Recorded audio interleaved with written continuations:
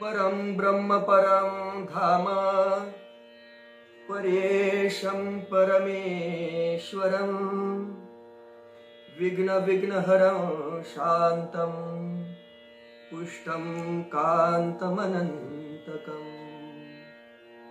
सुरासुरेन्द्रैः सिद्धेन्द्रैः गणेशं मङ्गलायनं सुरपद्मदिनेशं च गणेशं मङ्गलायनम् वागीशायस्य वदने लक्ष्मीर्यस्य च वक्षसि यस्यास्ते हृदये संवित् तं नरसिंहमहं भजे। धन्य धन्य तो नारदो जासी सर्वा सर्वत्र गोविंदो सर्वथा हरिनामाचा छंदो जेणे परमानंदो सदोदित जो श्रीकृष्णाचा आवडता जासी श्रीकृष्ण आवडे सर्वथा ज्याचे निसंगे तत्वता नित्य मुक्तता जड जीवा जयति जगति माया यस्य कायाधवस्ते वचन रचनमेकं केवलं चाकलय्य ध्रुवपदमपि यातो यत्कृपातो ध्रुवोऽयं सकल कुशलपात्रं ब्रह्मपुत्रं नतास्मि। शुका सारिखे पूर्ण वैराग्य जाचे वसिष्ठा परी ज्ञान योगेश्वराचे कवी वाल्मिका सारिखा मान्य ऐसा नमस्कार माझा सद्गुरु रामदासा। समर्थ सद्गुरु श्री रामदास स्वामींच्या चरणी साष्टांग नमन। सद्गुरूंच्या चरणी साष्टांग नमन। महेश्वर स्वरूप सर्व श्रोतृवृंदांच्या चरणी साष्टांग वंदन।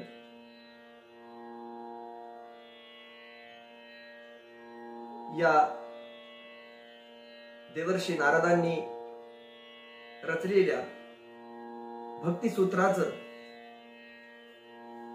माझ्या मतीप्रमाणे आपण परिशीलन करत आहोत। भक्तिसूत्राची पहिले 6 सूत्र आपण पाहिली। अथातो भक्तिं व्याख्यास्यामः सात्वस्मिन् परम प्रेम रूपा अमृत स्वरूपाच्या। भक्तीची व्याख्या करतो म्हणून देवर्षी नारदांनी सांगितलं। त्याचं स्वरूप परमप्रेम स्वरूप अमृत स्वरूप अशा प्रकारचं सांगितलं। जे भक्तिप्रेम प्राप्त झालं की मनुष्य जीवनामध्ये काय बदल होतात ते सांगितलं। यल्लब्ध्वा पुमान सिद्धो भवति अमृतो भवति तृप्तो भवति यत् प्राप्य न किंचित वांछति न शोचति न द्वेष्टि न रमते न उत्साही भवति। जी प्राप्त झाली असता, जे भक्तिप्रेम प्राप्त झाला असता कशाचीही वांछा कामना मनुष्याला राहत नाही, कशाचाही शोक त्याकडून होत नाही, कशाचाही द्वेष त्याच्याकडून होत नाही आणि तो कोणत्याही ठिकाणी रमत नाही, उत्साही होत नाही। जी यज्ञात्वा मत्तो भवति स्तब्धो भवति आत्मारामो भवति। मागच्या निरूपणामध्ये आपण जे भक्तिप्रेम प्राप्त झाला असता मनुष्य मत्त होतो, स्तब्ध होतो, आत्माराम होतो याचं चिंतन केलं आणि सा न कामयमाना निरोध रूपत्वा त्या भक्तीचं स्वरूप आपण सगळेजण पाहत होतो।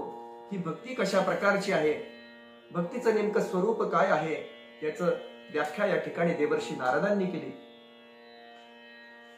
न वांछती अगोदर आपण पाहून आलेलो आहे। यत् प्राप्य न किंचित वांछती, जिथं कामना उरत नाही हे एकदा सांगितलं। त्याच्यानंतर पुन्हा सा न कामयमाना निरोध रूपत्वात हे सांगायचं म्हणजे याच्यामध्ये द्विरुक्ती होते की नाही असा प्रश्न आपल्या पुढे उभा राहतो। आणि मग या ठिकाणी देवर्षी नारदांनी जे सूत्र सांगितलंय सा न कामयमाना निरोध रूपत्वा, ती कामयमाना नाही, ती निरोध स्वरूप आहे।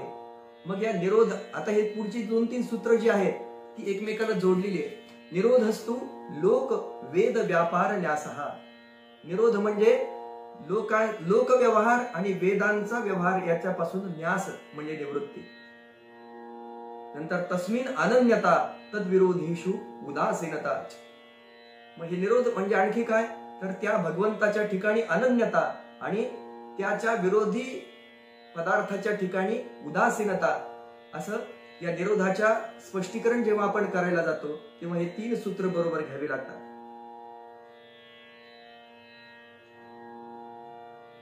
आपण पाहिलं भक्तीचं स्वरूप. भक्ती ही कुठल्याही प्रकारची कामना मनुष्याच्या मनामध्ये राहू देत नाही, याचं विस्ताराने आपण चिंतन केलं. निषेध रूपाने त्याचं चिंतन केलं आपण. काय काय होत नाही भक्तीमुळं, काय काय होतं हेही पाहिलं. आणि मग सा न कामयमाना पुन्हा निषेध रूपाने सांगितलं की ती मनुष्याच्या मनामध्ये कुठल्याही प्रकारच्या कामना उत्पन्न होऊ देत नाही, असं देवर्षी नारदांनी सांगितलं. मग कामना म्हटलं, आपण कामनांचं अनेक वेळा चिंतन केलंय. या कामना मनुष्याच्या मनात आल्या की त्यामुळे काय काय अनर्थ थेट त्या बुद्धिनाशापर्यंत कसा अनर्थ ओढवतो याचं आपण अनेक वेळा चिंतन करून आलो. त्यामुळं द्विरुक्ती टाळून मी या ठिकाणी मनुष्याच्या मनामध्ये कामना उत्पन्न होऊ नये. मग कामना कुठली असली पाहिजे, फक्त तर भगवत प्राप्तीची कामना असली पाहिजे. मला त्या भगवंताला भेटायचंय, मला त्या सर्वशक्तिमान परमेश्वरापर्यंत जायचंय, ही कामना मात्र आपल्या मनामध्ये ठेवावीच लागते. म्हणून या कामनेचा मात्र निषेध नाही. या भगवत प्राप्ती व्यतिरिक्त ज्या अन्य कामना आहेत त्या सर्व कामनांचा मात्र या ठिकाणी निषेध सांगितला आहे. सा न कामयमाना निरोध रूपत्वा. भक्ती व्यतिरिक्त अन्य कुठल्याही कामना माझ्या मनामध्ये नको. माऊलींनी येर बहुत जोडती किरीटी जयांची भजने भोगासाठी जे आशा तिमिरे दृष्टी मंद आली. अनेक जण या भक्तीसाठी भगवंताकडे जातात. कशासाठी आपण पाहतो आज वेगवेगळे पंथ संप्रदाय आहेत. त्या संप्रदायामध्ये लोक जातात आपापल्या कामना घेऊन. माझ्या सांसारिक अडचणी दूर झाल्या पाहिजे, माझ्या जीवनातली जी लोकेशन आहे, पुत्रेषण आहे, वित्तेषण आहे, परलोकेशन आहे, या सगळ्या कामनांची पूर्तता झाली पाहिजे म्हणून भगवंताकडे जातो. पण जेव्हा अशी कुठली तरी कामना घेऊन, कुठली तरी एषणा घेऊन आम्ही भगवंताकडे जातो, तेव्हा भगवान ती कामना पूर्ण करण्याचं एक साधन ठरतो. भगवान त्या ठिकाणी साध्य ठरत नाही. आणि या भक्तीचं एकमेव साध्य फक्त भगवंत आहे. म्हणून जर अशा कुठल्या कामनेने आम्ही भगवंताजवळ जाणार असू तर त्याला भक्ती म्हणता येणार नाही. कांक्षंत कर्मणाम सिद्धी यजंत ह्य देवताः. कर्मफळाची इच्छा असणारे लोक, या लोकांमध्ये आपल्याला त्या कर्माचं विशिष्ट फळ लवकर प्राप्त व्हावं म्हणून विविध देवदेवतांची उपासना करतात. लक्ष्मीची उपासना करतात म्हणजे लक्ष्मीची प्राप्ती होते. विवाह लवकर होत नसेल तर रुक्मिणी स्वयंवर वाचतात. गुरुचरित्राच्या पारायणाने माझे अनेक पितृदोष जातील, बाहेरची बाधा काही झालेली असेल तर ती नष्ट होईल म्हणून गुरुचरित्राचं पारायण आम्ही करतो. श्रीमद भागवताचं पारायण करताना पितरांना मुक्ती मिळावी असा त्यामागे आमचा हेतू असतो.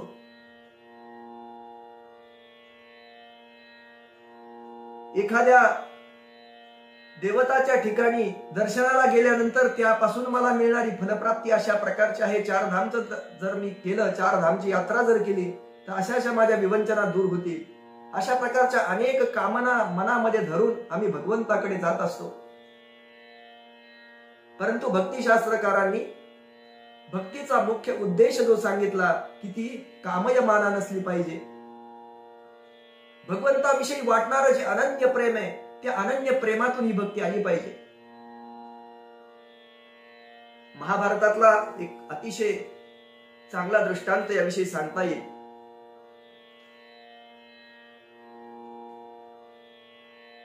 पांडवांपैकी असणारे सगळ्यात ज्येष्ठ राजकुमार महाराज युधिष्ठिर अज्ञातवासाच्या काळामध्ये त्या वनवासाच्या काळामध्ये आपल्या रानावनातून फिरत असतात आणि द्रौपदीला असं वाटत असतं की यांच्यावर एवढी संकट कोसळली, एवढं हे झालं, इतकं यांना दुःखाला तोंड द्यावं लागलं, तरी यांचं शांती ढळलेली नाही, यांचं चित्त स्थिर आहे. ते द्रौपदीला एकदा म्हणतात, युधिष्ठिर म्हणतात, महाराज युधिष्ठिर द्रौपदीला म्हणतात, द्रौपदी अगर समोरचा तो पर्वत बघ, काय अनुपम अशा प्रकारचं सौंदर्य आहे. या सौंदर्याचा तू आस्वाद घे. द्रौपदीला मोठं आश्चर्य वाटतं. कुणाबद्दल तरी मनामध्ये राग धरून, प्रचंड राग धरून, तो राग आपल्या हृदयात साठवून ठेवून, तो राग कधीतरी कोणावर काढायचा.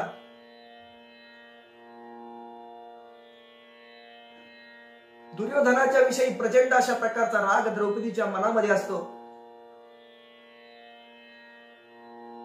ज्यावेळी माझ्यावर वाईट प्रसंग उभा राहिला, माझी कुठलीही चूक नसताना मी केवळ या पांडवांची पत्नी आहे म्हणून माझ्यावर अशा प्रकारचं संकट उद्भवलं,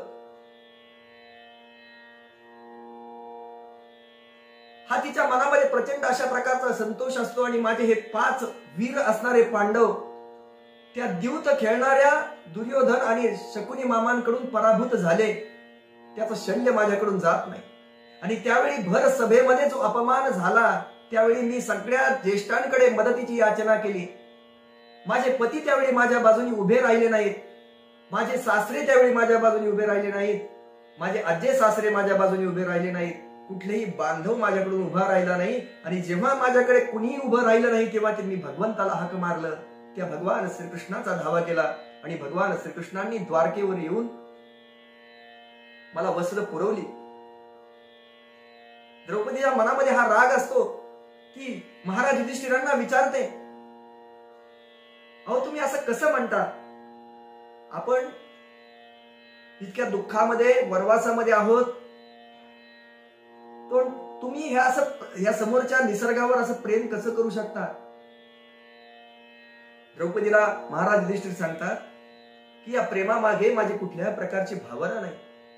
मला समोरचा निसर्ग आवडतो, मला तो पर्वत आवडतोय, माझं त्याच्यावर निरतिशय प्रेम आहे, माझ्या भगवंतावर, माझ्या कर्मावर निरतिशय प्रेम आहे, म्हणून मी केवळ त्याच भावनेने त्यांच्याकडे बघतो. त्यावेळी माझ्या मनामध्ये दुसरा कसलाही विचार नसतो, कसलाही विचार नसतो. अशा प्रकारचं निरपेक्ष प्रेम महाराज युधिष्ठिरांनी समोरच्या दृश्यावर, त्या पर्वतावरचं जे प्रेम होतं, ते अशा प्रकारचं निरपेक्ष अशा प्रकारचं प्रेम होतं. त्याच्या मागे कुठल्याही प्रकारची कामना नव्हती. आज आपल्या जीवन व्यवहारामध्ये जी जी गोष्ट आम्ही करतो, तिच्या मागे काहीतरी भावना असते, तिच्या मागे काहीतरी स्वार्थाची भावना असते. मला ही गोष्ट मी दिली तर मला ही गोष्ट प्राप्त होईल, मी अमुक गोष्ट केली समाजासाठी तर मला अशा प्रकारची प्राप्ती होईल, मला कीर्ती मिळेल, मला लाभ मिळेल, मला त्यापासून काहीतरी प्रसिद्धी मिळेल. अशा प्रकारची त्या ठिकाणी आमची भावना असते, म्हणून आम्ही काहीतरी गोष्ट करतो. लाभाविण प्रीती जी आहे ती प्रीती आमच्याकडून होत नाही. आणि सगळ्यात भक्तिशास्त्राचं सगळ्यात मोठं तत्व भगवंताविषयी असणारी लाभाविण प्रीती, त्या भगवंताविषयी असणारं प्रेम, त्या भगवंताच्या ठिकाणी असणारी अनन्यता. भक्त प्रल्हादांचं उदाहरण आपण अनेक वेळा पाहिलंय. भक्त प्रल्हाद वयानं लहान असतील, छोटे असतील, पण भगवंतावरचं त्यांचं प्रेम हे निरपेक्ष प्रेम आहे, निरपेक्ष प्रेम आहे. भक्त प्रल्हादांना त्यांचे पिता त्या भक्तीच्या मार्गामध्ये अडथळा होते. भरताचं भगवंतावर प्रेम होतं, पण त्याची आई साक्षात कैकेयी माता भगवंताच्या विरुद्ध होती, मंथरेनं भडकून दिल्यामुळे. श्री तुकाराम महाराजांचं जीवन वैराग्यपूर्ण संपूर्ण त्या विठ्ठलाच्या चरणी वाहिलेलं, पण त्यांची पत्नी त्यांना साथ देणारी नव्हती. त्यांच्या पत्नीला त्यांचं मोठेपण फार नंतर कळलं. अशी अनेक उदाहरणं आम्ही व्यवहारामध्ये पाहतो. आमच्या मागच्या काळामध्ये पाहतो,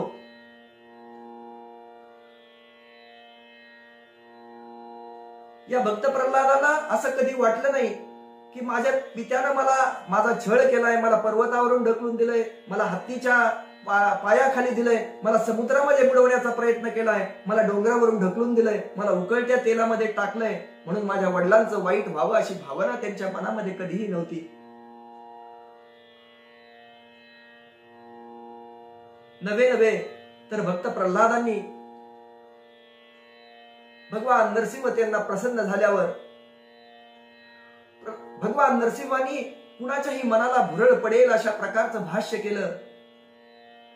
प्रल्हाद भद्र भद्रंते प्रीतो हंते सुरोत्तम वरम वृणेष्वाभिमतं कामपुरोस्म्यहं नृणाम. हे भक्तश्रेष्ठा प्रल्हादा, तुझं कल्याण असो. भगवान नरसिंह प्रसन्न झाले प्रल्हादावर, तुझ्यावर संतुष्ट आहे. सर्व मानवांच्या कामनेची पूर्तता करायला मी समर्थ आहे आणि तुला वाटेल तो वर मी देण्यासाठी समर्थ आहे. मी तुला जो वर तू मागशील तो तुला लगेच द्यायला तयार आहे. अशा प्रकारची प्रचंड समोरच्या व्यक्तीच्या मनामध्ये अभिलाषा निर्माण करणारी नरसिंहाची भाषा असली, भगवान नरसिंहांची भाषा असली, तरी प्रल्हादाला लोभ निर्माण झाला नाही, कारण प्रल्हाद हा एकांतिक भक्त होता. भगवान नरसिंहावर त्याची अपरिछिन्न अशा प्रकारची श्रद्धा होती, निरपेक्ष प्रेम होतं, कुठलीही कामना त्यामागे नव्हती. प्रल्हादाने दिलेलं उत्तर, भगवान नरसिंहाला जे दिलेलं उत्तर आहे, ते अलौकिक अशा प्रकारचं उत्तर आहे. अहं त्वकाम स्वद्भक्त त्वन्तु स्वाम्य न पाश्रयः नान्यर्थे हावयोरर्थो राजसेवकयोरिव. हे प्रभू, मी तुमचा अनन्य भक्त आहे. तुम्ही माझे अनन्य अशा प्रकारचे आश्रय आहात, स्वामी आहात. राजा त्याच्या सेवकावर केवळ त्याचे नोकर आहेत म्हणून कृपा करत असतो, पण तुमची भक्ती ठेवून जर मी कुठल्या लौकिक पदार्थाची कामना ठेवत असेल माझ्या मनामध्ये, तर मी तुमचा भक्त नसून व्यापारी आहे अशी माझ्या मनाची भावना होईल, असं भक्त प्रल्हादांचं उत्तर होतं. इतका छोटा 8 वर्षाचा बालक, पण त्याच्या मनामध्ये भगवंताच्या भक्तीमुळं एवढ्या उच्च अशा प्रकारची भावना निर्माण झाली.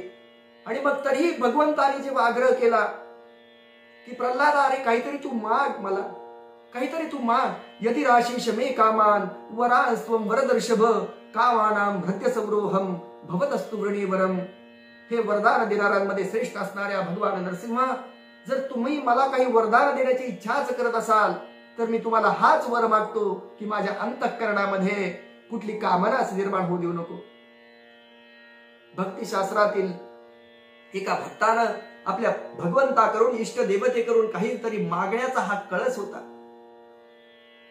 प्रल्हादांचं बोलणं अशा प्रकारचं होतं, प्रल्हादांचं बोलणं अशा प्रकारचं होतं की ते प्रत्येक भक्ताला त्याच्या जीवनामध्ये आपल्या इष्टदेवतेला काय मागावं आणि काय मागू नये याचं मार्गदर्शन करणारं अशा प्रकारचं बोलणं होतं. एक सामान्य 8 वर्षाचा बालक जेव्हा भगवंताची निरपेक्षपणे भक्ती करतो, तेव्हा त्याच्या मनामध्ये निर्माण होणाऱ्या भावना कशा प्रकारच्या आहेत, त्याच्या ठिकाणी निर्माण होणाऱ्या ज्ञानातनं जे बाहेर येतं ते कशा प्रकारचं आहे, हे याच्यावरनं दिसून येतं.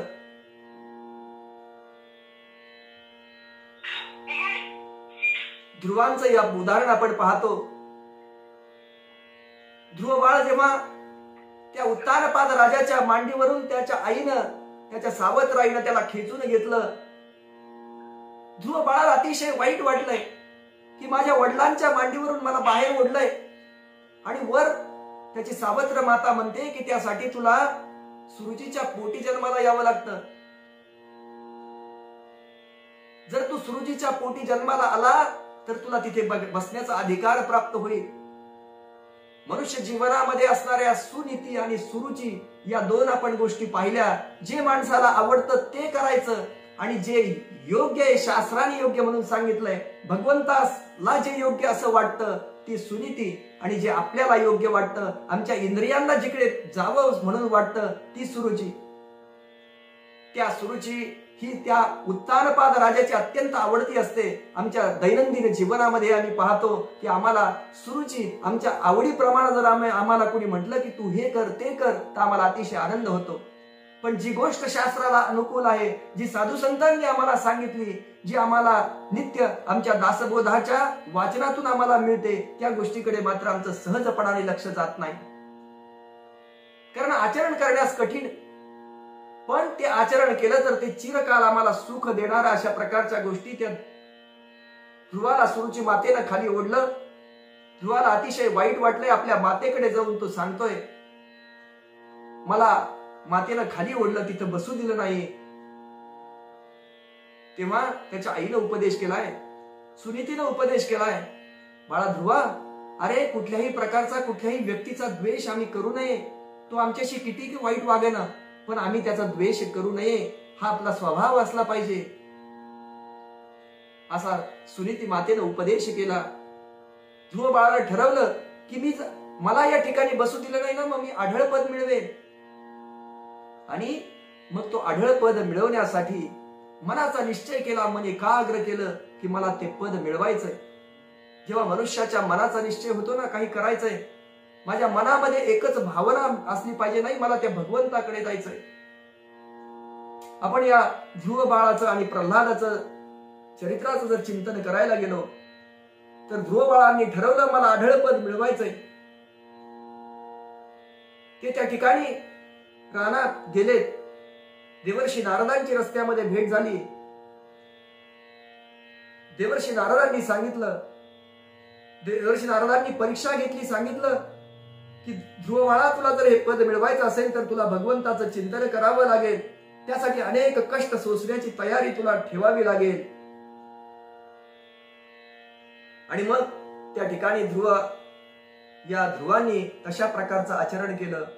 अगदी फळं खाऊन, कंदमुळं खाऊन, नंतर काही वाळलेली पानं खाऊन, नंतर काही दिवस नुसतं वारा पिऊन, त्यानंतर काही दिवस श्वास रोखून, अशा प्रकारचं या ध्रुव बाळाने भगवंताची उपासना केली. आणि जसं योगशास्त्रामध्ये सांगितलंय की योग म्हणजे काय, तर योग हा चित्तवृत्ती निरोध. हा योग म्हणजे आमच्या चित्तवृत्तींचा निरोध. आमचं चित्त, आमचं हे चित्त आहे ते अतिशय चंचल आहे. ते सगळीकडे जातं, सगळीकडे फिरून येतं. आत्ता इथं असतं, आत्ता अमेरिकेत जाईल, आत्ता कुठेही जाईल. प्रचंड वेग त्या मनाला आहे, कुठेही ते चित्त जाऊ शकतं. मग हे चित्त, अशा प्रकारचं चंचल असणारं चित्त, हे एकाग्र करण्यासाठी मनुष्याला अतिशय कष्ट घ्यावे लागतात. योगशास्त्राचा आधारभूत ग्रंथ असणारी जी घेरंड संहिता आहे, त्या घेरंड संहितेमध्ये हा संदर्भ यासाठी या ठिकाणी घेतोय की याच्यामध्ये निरोध या शब्दाचा उल्लेख आलाय. सा न कामयमाना निरोध रूपत्वा. आणि या निरोध या शब्दाचा अर्थ विस्ताराने जाणण्यासाठी आपण घेरंड संहितेतला हे बघतोय. जे ध्रुव बाळांनी केलं, जे ध्यान भगवंताचं केलं, ते अशा प्रकारे होतं जे घेरंड संहितेमध्ये सांगितले की स्वकीये हृदये ध्याये इष्टदेव स्वरूपकम. जर ध्यान करायचं असेल, ध्यानाला बसायचं असेल, तर अगोदरच्या अवस्था आपल्या सगळ्यांना माहिती. यमनियमांचं पालन करायचं, आसन करायचा, स्थिरम सुखम आसनम अशा प्रकारचं आसन मिळवायचं. ते प्रयत्न शैथिल्यात असलं पाहिजे. त्याला कुठल्याही प्रकारचा विशेष अशा प्रकारचा प्रयत्न न करता ते साध्य झालं पाहिजे. नंतर प्राणायामानं श्वासावर विजय मिळवून, प्रत्याहाराद्वारे धारणा, आपल्या भावनांवर नियंत्रण मिळवायचं. आणि स्वकीय हृदये ध्याये इष्टदेव स्वरूपकम. स्वतःच्या हृदयामध्ये आपली जी इष्टदेवता आहे, त्या इष्टदेवतेची स्थापना आपल्या हृदयामध्ये करायची. इष्टदेव स्वरूपकम चिंतयेत भक्ती योगेन परमाल्हाद पूर्वकम. त्या स्थिर आसनामध्ये बसून, स्थिर आसनात बसून आमचे नेत्र बंद आहेत, प्राणायामानं श्वासावर जय मिळवलेला आहे. प्रत्याहारानं, धारणेनं आम्ही स्थिर झालेलो आहोत, मन एकाग्र केलंय. आमच्या हृदयामध्ये आमची इष्टदेवता प्रकट झालेली आहे आणि त्या इष्टदेवतेचं चिंतन आम्ही करतोय. स्वकीय हृदय ध्यायेत इष्टदेव स्वरूपकम चिंतयेत भक्ती योगेन परमाल्हादपूर्वकम. भक्ती योगानं, अतिशय भक्तिभावानं मला दुसरं काही नकोय. माझ्या हृदयस्थ असणारी देवता मला दिसते. त्या हृदयस्थ देवतेच्या विषयी असणाऱ्या आत्यंतिक प्रेमामुळं मी त्या मूर्तीकडे बघत आहे अशी कामना करून चिंतयेत भक्ती योगेन परमाल्हादपूर्वकम, अतिशय आनंदानं सुखाचा सोहळा अनुभवायचा आपल्या अंतःकरणामध्ये. आनंदाश्रू पुलकेन दशा भाव प्रजायते. आपल्या त्या आनंदामुळं आपल्या नेत्रातून येणारे आनंदाश्रू हळूहळू व्हायला लागताय. आपण मागच्या निरूपणामध्ये जो गवळणी महाराजांचा दृष्टांत पाहिला त्याप्रमाणे हे आनंदाश्रू पुलकित झाल्यानंतर दशा भाव प्रजायते. अष्टसात्विक भाव माणसाच्या मनामध्ये हळूहळू जागृत होऊ लागतात आणि समाधी संभवेतेन संभवेच्च मनोन मनी. त्यामुळे निर्माण होणारी जी अवस्था आहे तिला समाधी असं म्हटलं जातं. आपण हरिपाठामध्येही म्हणतो रामकृष्ण नामी उद्मनी साधली. ध्रुव बाळांनी तशा प्रकारे आपल्या श्वासावर जय मिळवला. संपूर्ण सृष्टीतल्या वृक्षांसहित सर्व प्राणीमात्रांना ध्रुवांनी त्या रोखलेल्या श्वासामुळे व्यष्टीच्या ठिकाणी असणारा प्राणायाम सर्व सृष्टीच्या ठिकाणी जाणवायला लागला. सगळे लोकपाल भयभीत झालेत, भगवंताकडे गेले. भगवंत त्वरेने ध्रुव बाळाकडे निघाले, ध्रुवांच्या समोर गेले. अचानक त्यांनी स्वकीय हृदय ध्यायेत असणार ते, स्वतःच्या हृदयात असणार ते भगवंताचं ध्यान समोर प्रगट झालंय. हृदयामध्ये असलेली भगवंताची मूर्ती अंतर्धान पावली. ध्रुवांचं मन अतिशय विचलित झालं. ध्रुव घाबरले. अरे, माझ्या हृदयात असणारे भगवंत कुठे गेले? त्यांचे डोळे उघडले गेले आणि समोर पाहतायत ज्या भगवंताची मी हृदयामध्ये स्थापना केली होती ते भगवंत साक्षात समोर उभे आहेत. आणि भगवंतानं ध्रुवाकडे प्रेमळ नजरेनं पाहिले. ध्रुवाच्या डोळ्यातनं अश्रू यायला लागले. त्यांनी आपला शंख हळूच त्या ध्रुवाच्या गालावर लावलाय आणि त्या शंखाच्या स्पर्शानं, भगवंताच्या स्पर्शानं ध्रुव बाळाच्या ठिकाणी प्रचंड अशा प्रकारची भगवंताची स्तुती करण्याचं सामर्थ्य उत्पन्न झालंय. योंत प्रविश्य मम वाचमिमां प्रसूक्तां संजीवयति अखिल शक्तिधर स्वधाम्ना.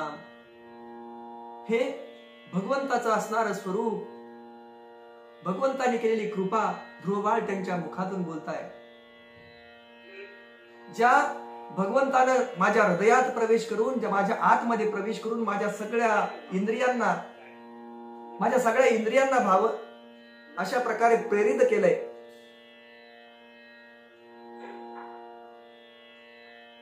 असं त्यांनी त्या ध्रुव बाळाने सांगितलंय. अशा प्रकारची अवस्था त्या ठिकाणी प्राप्त झाली. निरोध याचा अर्थ या ठिकाणी असा की आपोआप गळून पडणं. आपोआप गळून पडल्या इतर भावना ध्रुवांच्या ठिकाणच्या, प्रल्हादांच्या ठिकाणच्या. आणि म्हणून इथं जे निरोधाचं स्वरूप सांगितलंय, सा न कामयमाना निरोध रूपत्वा. हे निरोधाचं स्वरूप हे कुठल्या प्रकारे अडवणं अशा प्रकारचं नाही, तर आपोआप गळून पडणं, स्वतःहून ती गोष्ट गळून पडली.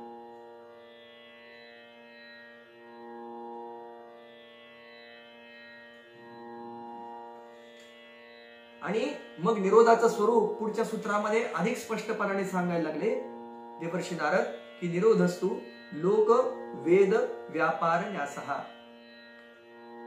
हे निरोध म्हणजे काय आणखी स्पष्टतेने सांगितलं की लौकिक आणि वैदिक कर्म जे असतात त्या समस्त कर्मांचा त्याग करणं म्हणजे निरोध. आपण आपल्या दैनंदिन जीवनामध्ये पाहायला गेलं, श्रद्धावान माणसं जी असतात त्यांच्यामध्ये दोन प्रकारची कर्म असतात. पहिलं कर्म असतं लौकिक कर्म, जे आपल्या शरीर व्यापारासाठी आवश्यक असतं. आणि दुसरं कर्म असतं वैदिक कर्म, लौकिक कर्मांचा उल्लेख करताना मौलींनी सायासे करिशी प्रपंच दिननिशी हरिसी न भजसी कवण्या गुणे असं म्हटलंय.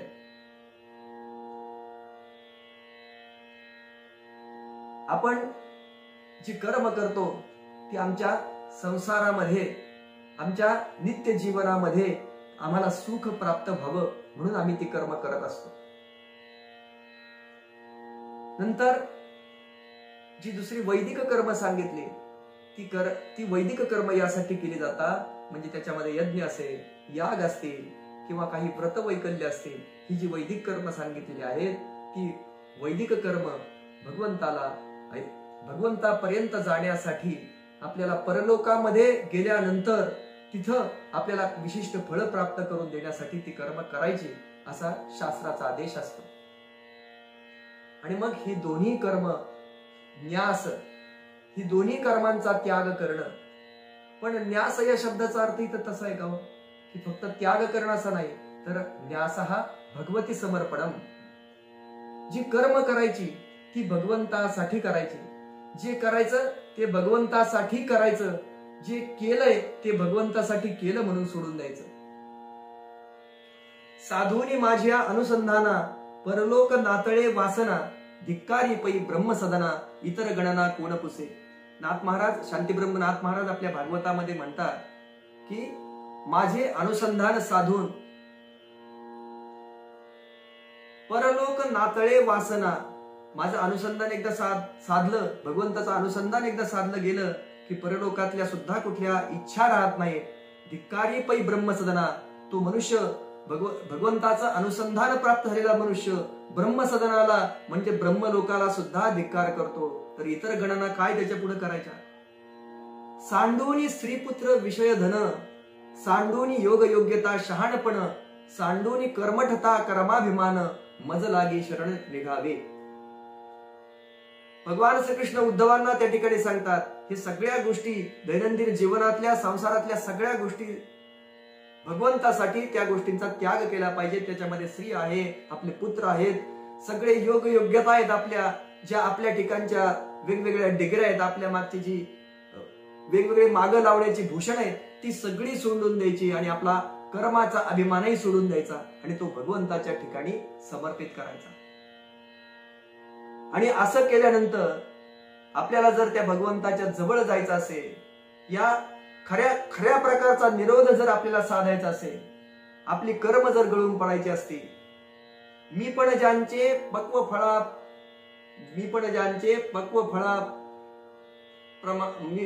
मला आता नीट आठवत नाही शब्द, मी पण ज्यांचे पक्वपणापणे सहजपणाने गळले हो, जीवन त्यांना कळले हो. ज्यांचं मी पण अगदी पिकलेल्या फळाप्रमाणे त्या देठापासून सहजपणाने गळून पडतं, त्याला म्हणजे निरोधाचे स्वरूप जर सांगायचं म्हटलं तर निरोध म्हटलं की आपल्या पुढे एकच शब्द उभा राहतो की त्याचा अर्थ अडथळा होतो, कुठेतरी येणारा रोध अशा प्रकारचा होतो. पण तसा निरोध या शब्दाचा अर्थ नसून या निरोध शब्दाचा अर्थ आमचे जी कर्म आहे, आम्ही जे करणारे सगळं आहेत ते सहजपणाने गळून पडणं, त्याचा कुठलाही अभिमान आमच्या ठिकाणी न राहणं, अशा प्रकारे निरोधाचं स्वरूप आहे. अशा प्रकारे निरोधाचं स्वरूप आहे. म्हणून निरोध या शब्दाचा विचार करताना देवर्षी नारदांनी अगदी सामान्य माणसाला तो सहजतेने निरोध या शब्दाचं स्वरूप कळलं पाहिजे याचा विचार केला आणि मग या निरोधासाठी 3 सूत्र सांगितली. पहिल्या सूत्रामध्ये विचार केला की सा न कामयमाना निरोध रूपत्वात, भक्तीचं स्वरूप हे निरोध रूप अशा प्रकारचं आहे, ते अडथळा येईल अशा प्रकारचं आहे का असं वाटायची भावना मनामध्ये निर्माण होते. आपण वेगवेगळे हे दृष्टांत पाहतो आणि मग आपल्या असं लक्षात येतं की भगवंताच्या कडे जेव्हा आपण कुठल्याही प्रकारची कामना ठेवत नाही आणि तशा प्रकारची भक्ती करतो, आपण त्यासाठी पाहिलेलं भक्त प्रल्हादांचं उदाहरण असेल, त्या ध्रुव बाळाचं उदाहरण असेल, त्या दोघांच्याही ठिकाणी मला भगवंताच्या ठिकाणी अनन्य प्रेम असं प्राप्त करायचंय. भगवंताच्या ठिकाणी माझी सगळी कर्म अर्पण करायची नाही, त्याच्याविषयी माझा लौकिक जीवनात असणाऱ्या कुठल्याही गोष्टीविषयी मी द्वेष धरलेला नाही. आपण पाहतो मुखम पद्मलाकारम वाणीश चंदन शीतला हृदयम क्रोध संरक्तम त्रिविधम धूर्त लक्षणम. धूर्त माणसाची, लबाड माणसाची 3 लक्षणं सांगितली.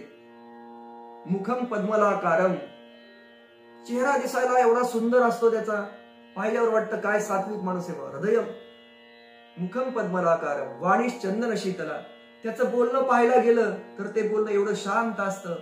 पण हृदयम क्रोध संरक्तम, पण त्याचं हृदय पाहिलं, त्याच्या हृदयामध्ये पाहिलं, दुसऱ्याकडे जाऊन जेव्हा तो भाव व्यक्त करायला लागतो तेव्हा तो असा भाव व्यक्त करतो की त्या व्यक्तीला वाटतं की हा माणूस दिसायला तर किती गोंडस आहे, याचं बोलणं किती छान वाटतं, पण याचं हृदय सगळ्या क्रोधांनी भरलेले, सगळ्या प्रकारच्या क्रोधांनी भरलेले, दुसऱ्या विषयीच्या द्वेषाने भरलेले, दुसऱ्या विषयीच्या मत्सरांनी भरलेले. आणि मग हे आमच्यातून जर काढून टाकायचं असेल, हे आमच्यात येऊच नाही असं आम्हाला वाटत असेल, तर निरोध स्वरूप अशा प्रकारची भक्ती झाली पाहिजे. आमच्या ठिकाणी असणारे क्रोध, लोभ, मोह आदी जे षडरिपू आहेत, ते षडरिपू सहजपणाने गळून पडले पाहिजेत. त्याचा निरोध त्या ठिकाणी झाला पाहिजे. आणि या निरोध होण्यासाठी एक सोपा मार्ग देवर्षी नारदांनी सांगितला की आमची जी लौकिक कर्म आहेत आणि जी आमची वैदिक कर्मशास्त्रांनी सांगितली, त्या दोन्ही कर्म भगवंताच्या ठिकाणी समर्पित करून आम्ही त्या कर्मांपासून सहजपणाने दूर होणं, अशा प्रकारचा जेव्हा आमच्याकडे न्यास होईल तेव्हा त्याला निरोध असं म्हटलं जातं. माऊली आपल्या भाष्यामध्ये म्हणतात, यामिमाम पुष्पिताम वाचम, याच्यावरच्या भाष्यामध्ये म्हणतात, वेदाधारे बोलती केवळ कर्म प्रतिष्ठिती परी कर्मफळी आसक्ती धरून या. वेदाचा आधार घेऊन लोक बोलतात, कर्माची प्रतिष्ठा करतात, फक्त कर्माची प्रतिष्ठा करतात, पण कर्मफळाच्या ठिकाणी असणारी आसक्ती मात्र ते धरून असतात, ती सोडायला तयार नसतात. आणि म्हणून काय म्हणतात ते पुढे म्हणते, संसारी जन्मी जे यज्ञाधिक कर्म कीजे मग स्वर्ग सुख भोगीजे मनोहर. यज्ञ कर्म कशासाठी करायची, तर आम्हाला स्वर्ग सुख, अपरिमित अशा प्रकारचं स्वर्ग सुख भोगायचंय म्हणून यज्ञाधिक कर्म करायची. येत हे वाचून आणिक सर्वथा सुखची नाही, ऐसे अर्जुना बोलती पाही दुर्बुद्धी ते. आणि हे कर्माच्या वाचून दुसरं कशाहीने आम्हाला हे सुख प्राप्त होणार नाही, अशा प्रकारे ते दुर्बुद्धी बोलतात. यामिमाम पुष्पिताम वाचम प्रबदंती. हा आता मला नीट आठवत नाहीये श्लोक, पण याच्यामध्ये कर्मफळाची एवढी प्रशंसा केली की अशा प्रकारे कर्माच्या मागे लागून, त्या कर्माची प्रतिष्ठा धरून, त्या कर्मामुळे आम्हाला मिळणाऱ्या सुखाचा विचार करून जर आम्ही कर्म करायला लागलो तर त्या कर्माचा आम्हाला निरोध करता येणार नाही. त्या निरोधासाठी ही सर्व कर्म आम्हाला भगवंताच्या ठिकाणी समर्पित करावी लागतील. नाम संकीर्तनाचा मोठा मंत्र या कलियुगामध्ये ज्यांनी आम्हा सगळ्यांना दिला ते ब्रह्मलीन गोंदवलेकर महाराजांच्या चरित्रातला एक मोठा प्रसंग आहे. महाराजांकडे सहज कुणीही जायचं, आपल्या जीवनातल्या समस्या त्यांना सांगायच्या आणि त्यांच्यावर सहजतेने महाराजांनी उपाय सांगावा. ते उपाय एवढे सोपे असत की समोरच्या व्यक्तीनेही दुसऱ्या दिवशीपासून आपल्या जीवनामध्ये त्याचं आचरण करावं आणि हळूहळू त्या आचरणाचा लाभ त्यांना पदोपदी प्रत्ययाला यावा. एक संसारिक अशा प्रकारच्या स्त्री महिला त्या ठिकाणी गोंदवलेकर महाराजांवर प्रचंड श्रद्धा असल्यामुळे त्यांच्याकडे गेल्या. महाराज, तुम्ही मला काहीतरी सांगा, तुम्ही मला जे सांगाल ते मी माझ्या आचरणामध्ये आणीन, त्याचं मी आचरण करीन. महाराजांवर प्रचंड श्रद्धा. महाराजांनी आपल्याला जे सांगितलं ते करण्याची पूर्ण तयारी. आणि समोरच्या व्यक्तीची भावना जेव्हा अशी असते ना, तेव्हा सद्गुरूंना त्याच्या मागची भावना कळत असते. ब्रह्मलीन गोंदवलेकर महाराजांना हे सगळं जाणवलं.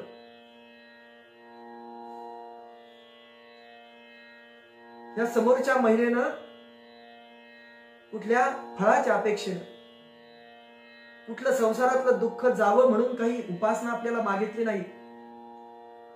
माझ्या मुलाचं लग्न व्हावं, मला बंगला मिळावा, माझ्या पतीचा आजार बरा व्हावा, आमच्या घरात असणारे वेगवेगळे पितृदोष जावेत, माझ्या वेगवेगळ्या नातेवाईकांनी जे माझ्यावर असणारा रोष आहे तो दूर व्हावा म्हणून मला काही मागितलेलं नाही. तर मला अशी काहीतरी उपासना द्या की ज्यामुळं माझ्या संपूर्ण आयुष्याचं कल्याण होईल. आणि ज्यांना खरी भक्ती करायची असते ना, त्यांनी भगवंताकडे, आपल्या सद्गुरूंकडे अशाच इराद्याने जायचं असतं की मला कुठलाही फळ नकोय, मला असं काहीतरी तुम्ही सांगा की ज्याच्यामुळे माझ्या जीवनाचं कल्याण होईल. आमच्या जीवनामध्ये येणाऱ्या समस्या, वेगवेगळ्या समस्या आहेत, त्या कधीतरी निवारण होणाऱ्या असतात. ज्याला चोच दिली त्याला अन्न पुरवण्याचं काम त्या सर्व शक्तिमान परमेश्वराचं आहे. येणाऱ्या सगळ्या संकटांना तोंड कसं द्यायचं त्याची बुद्धी देण्याचं काम भगवंत स्वतः करतात. जे भगवंत आम्हाला अगणित अशा प्रकारचे उपकार करून या पंचमहाभूतात्मक देहामध्ये जन्माला घालून आमच्याकडनं कर्म करून घेतात आणि आम्हाला आमच्या ठिकाणी असणारी चेतना, आमच्या ठिकाणी असणारी दृष्टी, आमच्या ठिकाणी असणार पंच ज्ञानेंद्रियांच्या द्वारे होणारं ज्ञान, ही सगळी अलौकिक अशा प्रकारची देणगी आमच्या जवळ असून आम्ही भगवंताकडे क्षुल्लक गोष्टीसाठी जातो. भगवंताकडे क्षुल्लक गोष्टीसाठी आम्ही त्यांना म्हणतो की आम्हाला अशा प्रकारे तुम्ही अमुक गोष्ट केली म्हणजे आमचं असं व्हावं म्हणून आम्ही संकल्प सोडतो. संकल्पपूर्वक आम्ही गोष्टी करतो, कुठल्या तरी कामना धरून संकल्पपूर्वक आम्ही गोष्टी करतो. आणि या गोष्टीच आम्हाला कुठलं वावगंही वाटत नाही. पण ती महिला तशा प्रकारची नव्हती. गोंदवलेकर महाराजांकडे गेली आणि सांगितलं, महाराज मला तुम्ही असं काहीतरी सांगा की ज्याच्यामुळे माझ्या जीवनाचं कल्याण होईल. सद्गुरूंच्या ठिकाणी असणाऱ्या सत्शिष्य ओळखण्याच्या शक्तीमुळं त्यांनी समोरच्या व्यक्तीमधलं प्रामाणिकपण पाहिलं, भक्तीला योग्य अशा प्रकारचा साधक पाहिला आणि त्यांना सांगितलं साधारण उपासना असतात पण त्याचं महत्व अलौकिक अशा प्रकारचं आहे. त्या महिलेला त्यांनी सांगितलं. बाई म्हणे तू काही करायचं नाही. सकाळी उठलं अंथरुणावर उठलं, अंथरुणातच असताना नमस्कार करायचा, भगवंताला नमस्कार करायचा, त्याला प्रार्थना करायची, हे भगवंता आज माझ्याकडून जी काही कर्म होणार ती कर्म तुझ्या प्रेरणेने होणार आहे, ती कर्म तुझ्या दिलेल्या बुद्धीमुळे होणार आहे आणि ती कर्म मी तुलाच समर्पण करणार आहे. अशा प्रकारची प्रार्थना सकाळी करायची. आणि संध्याकाळी जेव्हा तू झोपायला जाशील तेव्हा अंथरुणावर गेल्यावर पुन्हा दुसरी प्रार्थना करायची, हे भगवंता आज दिवसभरात जी कर्म माझ्याकडून घडली ती तुझ्या प्रेरणेने झाली, तू दिलेल्या बुद्धीमुळे ती घडली, ती सगळी कर्माचा, त्या सगळ्या कर्माचा दृष्टा करता धरता सगळा तूच आहेस, त्यामुळे ती झालेली सगळी कर्म मी तुला समर्पण करत आहे. त्या महिलेला त्या या दिनचर्येची इतकी आवड लागली की तिनं आपल्या जीवनामध्ये तो एक अविभाज्य भाग समजून ती करत राहिली. एकदा का माणूस नियम म्हणून गुढीपाडव्याला नववर्षाच्या दिवशी आपण संकल्प केला तो 5-6 दिवस टिकतो, त्याच्यानंतर तो टिकत नाही असा आपल्या सगळ्यांचा अनुभव आहे. पण असे काही संकल्प असतात की जे आमच्या जीवनाला कलाटणी देणारे ठरतात. आणि तसाच संकल्प त्या महिलेच्या जीवनाला कलाटणी देणारा ठरला. अनेक वर्ष सद्गुरूंच्या वचनावर श्रद्धा ठेवून आपल्या स्वतःच्या झालेल्या अंतःप्रेरणेतून सद्गुरूंच्या मुखातून आलेला तो संकल्प तिने अंगीकारला, ते आपलं जीवन व्रत समजलं आणि अनेक वर्ष त्या मार्गावर चालत एक दिवस जेव्हा त्या महिलेचे पती या इहलोकामध्ये राहिले नाहीत, त्या दिवशीही तिचा दिनक्रम तोच राहिला.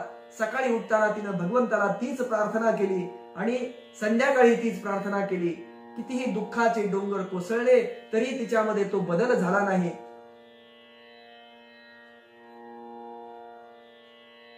आणि म्हणून अशा प्रकारचा आमचा संकल्प असेल, अशा प्रकारची आमची कामना असेल, भगवत अर्पण अशा प्रकारची कामना असेल, सद्गुरूंनी सांगितलेली कामना असेल, सद्गुरूंनी सांगितलेला संकल्प असेल आणि आम्ही तो कुठल्याही प्रकारच्या कामनेनं करत नसू, तर तो संकल्प निश्चितपणाने सिद्धीला जातो.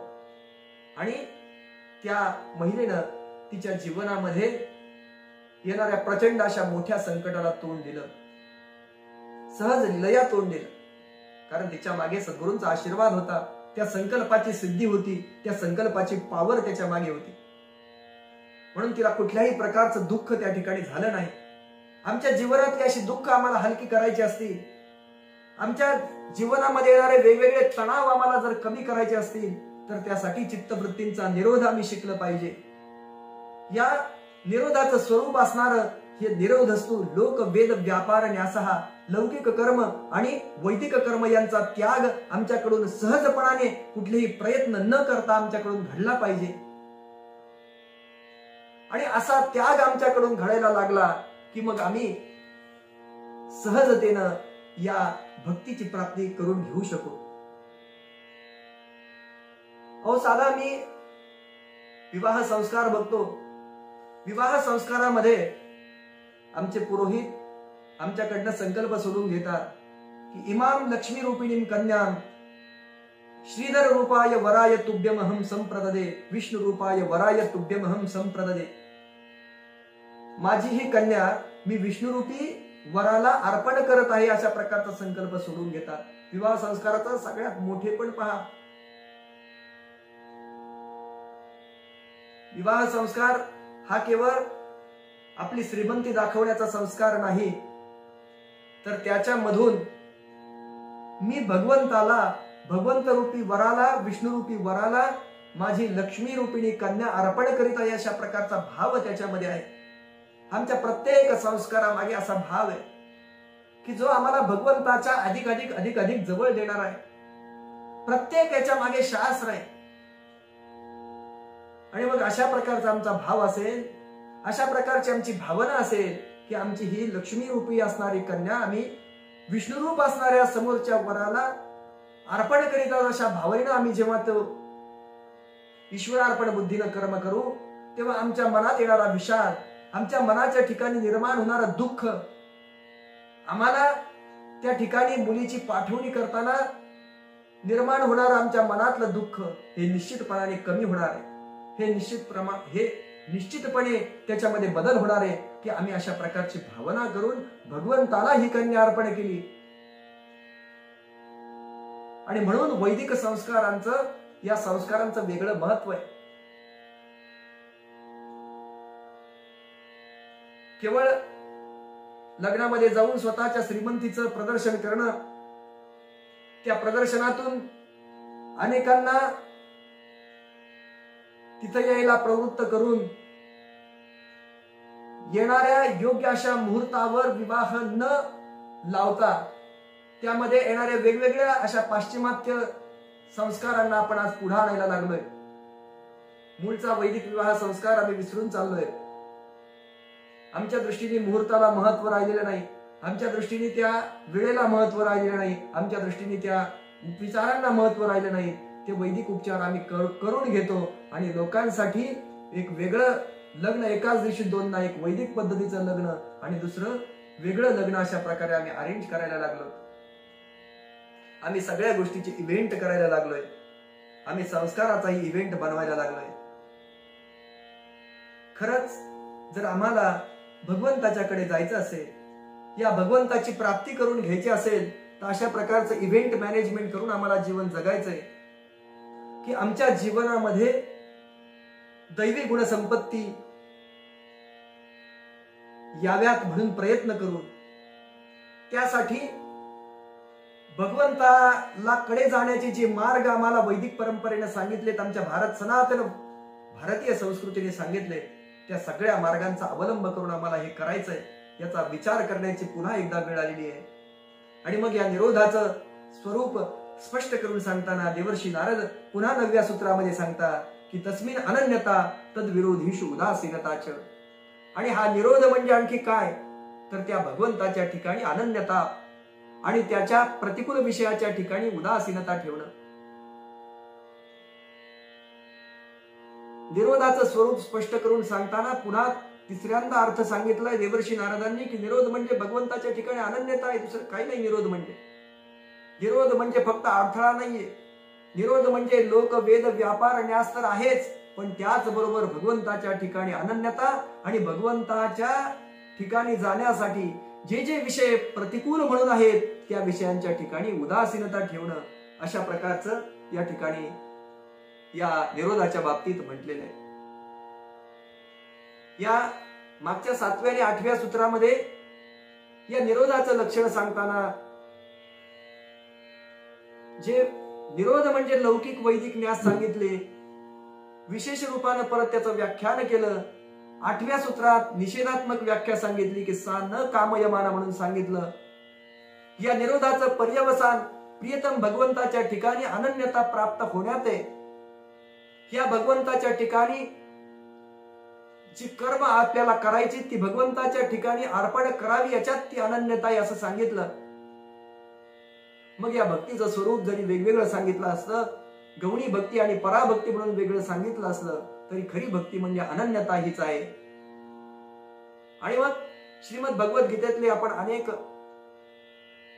दृष्टांत पाहतो, भगवद्गीतेमध्ये आलेले अनेक श्लोक पाहतो की पुरुषस्य परपार्थ भक्त्या लभ्यस्त्वनन्यया अनन्ये नैव योगेन माम ध्यायन्त उपासते अनन्याश्चिन्तयन्तो माम ये जनः पर्युपासते तेषां नित्याभियुक्तानां योगक्षेमं वहाम्यम्. आणि भक्त्या त्वनन्यया शक्य असे अनन्यतेचे स्वरूप सांगणारे अनेक श्लोक या भगवद्गीतेमध्ये. अनन्यता निर्माण होणं सोपं आहे का हो या सांगण्या एवढं, की अनन्यता प्राप्त झाली, निरोध झाला, पहिल्यांदा अडथळा झाला, लोक वेद व्यापार न्यास केला, आपण भगवंताला समर्पण करणारी लौकिक आणि वैदिक कर्म केली आणि भगवंताच्या ठिकाणी अनन्यता प्राप्त झाली. एवढं सोपं नाही. त्यासाठी जन्मजन्मांतरीचं पुण्य लागतं. जन्मजन्मांतरीचं पुण्य त्या ठिकाणी लागतं. आम्हाला विषयासक्ती सोडावी लागते, समर्पण भावनेनं काम करावं लागतं, भगवंताची सेवा म्हणून आम्हाला काम करावं लागतं, भगवंताचं नामस्मरण करावं लागतं, भगवंताचं ध्यान करावं लागतं, इष्टदेवाचं स्वरूप आमच्या हृदयामध्ये ध्यानात घेऊन ते काम करावं लागतं. आणि हे सगळं केल्यानंतर आमच्या चित्तवृत्ती जेव्हा त्या परमात्मा स्वरूपापासून दूर जाणार नाहीत, आमच्या लौकिक विषयाला भुलून किंवा एखाद्या वैदिक विषयाला भुलूनही आम्ही जेव्हा स्वर्ग सुखाची कामना किंवा इतर कामनेनं या गोष्टी करायला जाऊ, तेव्हा आम्ही या अनन्यतेपासून दूर जाऊ.